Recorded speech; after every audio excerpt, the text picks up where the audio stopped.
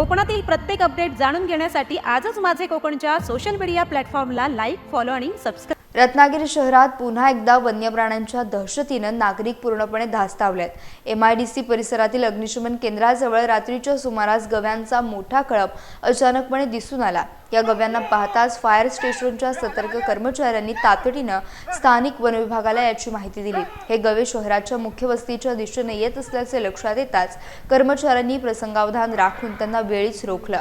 घटनेची माहिती मिळताच वन विभागाचे पथक तातडीने घटनास्थळी दाखल झाले। त्यानंतर अग्निशमन दलाचे जवान आणि वन विभागाच्या कर्मचाऱ्यांनी संयुक्त मोहीम राबवून या सर्व गव्यांना सुरक्षितपणे लगतच्या घनदाट जंगलात पिटाळून लावलाय। यापूर्वी रत्नागिरी परिसरात बिबट्याचा वावर वारंवार आढळून आला होता, मात्र आता गव्यांच्या थेट दर्शनामुळे स्थानिक रहिवाशांमध्ये भीतीचं वातावरण निर्माण झालंय।